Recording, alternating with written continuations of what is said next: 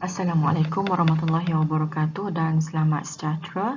Hari ini kita akan mempelajari sains tingkatan 4, tema 4, tenaga dan kelestarian hidup, bab 11, daya dan gerakan, 11.4, jisim dan inersia. Standard pembelajaran, murid boleh 11.4.1, menerangkan jisim, 11.4.2, menerangkan dengan contoh maksud inersia, 11.4.3 menjalankan eksperimen untuk mengkaji hubungan antara jisim dan inersia. 11.4.4 berkomunikasi tentang kesan inersia dalam kehidupan harian. Jisim. Semasa di tingkatan 1, anda telah diperkenalkan tentang istilah jisim. Jisim ialah kuantiti jirim yang terkandung di dalam suatu objek. Unit SI bagi jisim ialah kilogram, kg. Nilai jisim bagi sesuatu objek itu tetap jika kuantiti jirim di dalam objek itu tidak berubah. Gambar foto 11.2, jisim buah apel diukur dengan penimbang digital. Inersia. Inersia ialah sifat semula jadi sesuatu objek yang cenderung menentang sebarang perubahan keadaan asal objek dalam keadaan pegun atau sedang bergerak.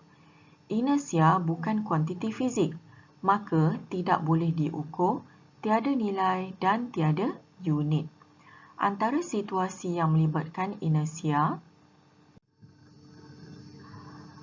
keadaan asal objek yang pegun. Contoh di sini adalah diberikan duit shilling, sekeping kadbod dan juga cawan.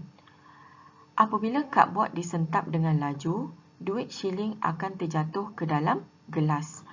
Inersia duit shilling itu mengekalkan keadaan asal duit shilling, iaitu keadaan pegun. Duit shilling itu tidak bergerak bersama kadbod.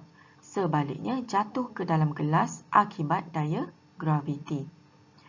Inersia sejajar dengan hukum gerakan Newton pertama oleh Sir Isaac Newton. Hukum gerakan Newton pertama menyatakan bahawa sesuatu objek akan kekal dalam keadaan asalnya, iaitu sama ada pegun atau sedang bergerak dengan laju malar dalam garis lurus jika tiada daya luar yang bertindak terhadapnya.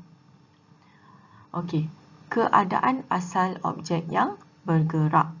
Rajah 11.8 menunjukkan seorang penumpang berada dalam kereta api, dalam keadaan berdiri. Apabila kereta api bergerak, penumpang di dalam kereta api itu juga bergerak bersama-sama. Apabila kereta api itu diberhentikan secara tiba-tiba, badan penumpang kekal bergerak ke hadapan. Inersia penumpang itu mengekalkan keadaan asal penumpang, iaitu keadaan bergerak. Maka penumpang itu meneruskan gerakannya ke hadapan. Hubungan antara jisim dengan inersia. Inersia sesuatu objek dipengaruhi oleh jisim objek tersebut. Semakin besar jisim sesuatu objek, semakin besar inersia objek tersebut.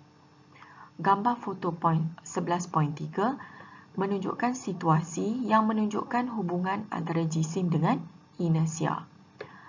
Jisim troli yang kosong adalah lebih kecil, maka inersianya juga adalah lebih kecil.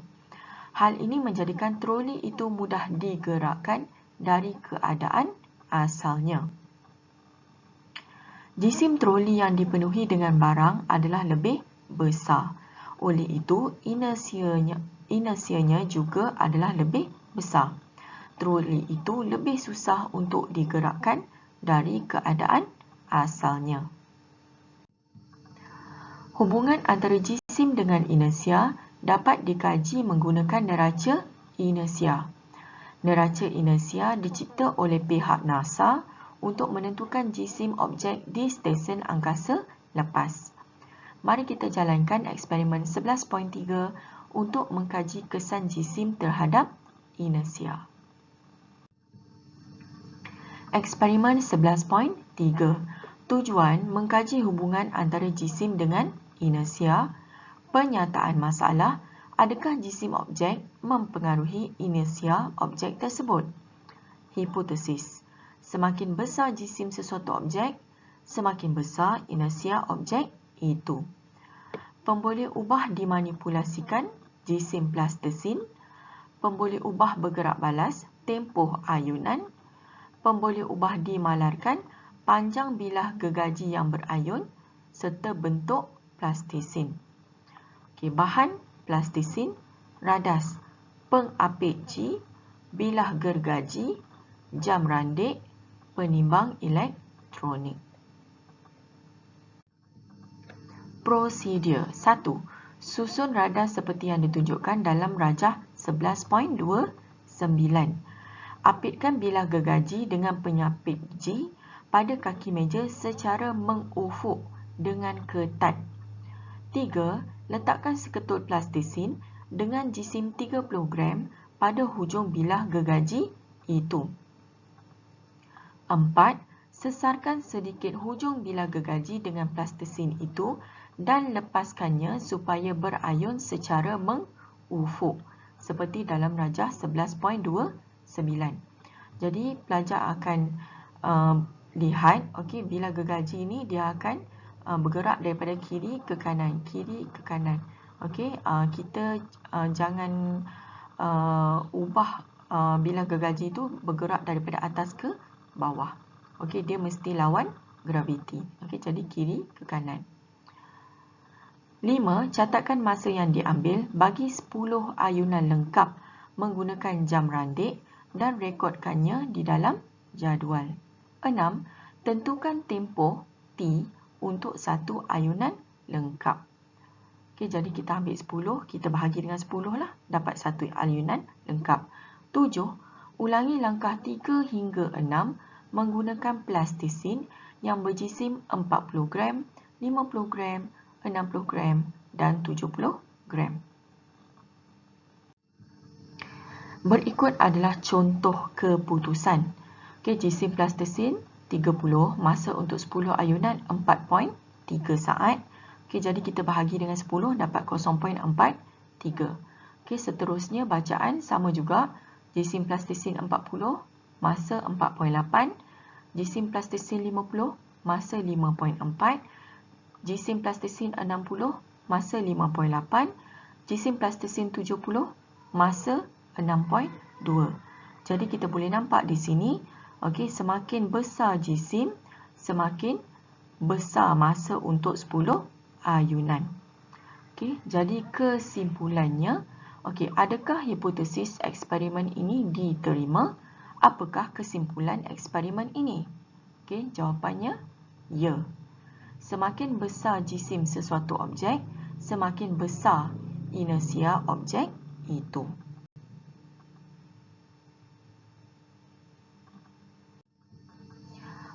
Berikutnya adalah eksperimen 11.3. Pelajar boleh lihat eksperimen yang sama dalam video yang ditunjukkan di dalam buku teks. Eksperimen ini adalah yang kita bincangkan tadi untuk mengkaji hubungan antara jisim dengan inersia. Kesan inersia dalam kehidupan harian. Anda telah mengetahui bahawa inersia dipengaruhi oleh jisim sesuatu objek. Inersia boleh memberikan kesan positif dan negatif dalam kehidupan. Rajah 11.30 menunjukkan kesan positif inersia. Yang pertama adalah kepala tukul yang longgar boleh diketatkan dengan menghentakkan bahagian pemegang tukul pada permukaan keras. Contohnya dekat sini adalah permukaan meja ataupun permukaan simen. Hentakan yang laju menyebabkan kepala tukul bergerak ke bawah disebabkan oleh inersia. Yang kedua adalah payung yang basah dapat dikeringkan dengan memutarkan payung itu dengan laju. Ini benda yang kita pernah buat tapi kita tak sedar bahawa ini adalah inersia. Disebabkan inersia, titisan hujan akan terus bergerak walaupun payung sudah berhenti berputar. maka titisan hujan akan jatuh daripada payung. Rajah 11.31 menunjukkan kesan negatif inersia dan cara mengatasinya. Okey, yang pertama adalah kesan inersia boleh menyebabkan kecederaan kepada pemandu kereta. Oleh itu, kereta dilengkapi dengan beg udara, penyandar kepala dan tali pinggang keselamatan untuk mengurangkan kesan inersia. Okey, jadi kita boleh nampak dekat sini ada tali pinggang, okey, supaya apabila berlakunya kecemasan, okey, tali pinggang ini akan menahan kita daripada terhumban ke hadapan kereta. Okey, begitu juga tempat penyandar kepala. Okey, dia akan menyelamatkan kita punya kepala dan juga tengkuk, okey, daripada kecederaan apabila kepala kita, okey, terhumban ke depan dan juga terhemban ke belakang semula. Okey, akibat hentakan. Okey, jadi kena ingatlah kereta ni, okey, penyandar kepala ni sebenarnya adalah keperluan. Okey, jangan ada kita tanggalkan daripada kereta. Okey. Yang kedua adalah untuk kapal terbang. Semasa mendarat, kapal terbang yang berjisim besar tidak dapat berhenti dalam jarak yang pendek disebabkan inersia. Oleh itu, landasan yang sangat panjang diperlukan untuk kapal terbang mendarat dengan selamat. Sekian, terima kasih.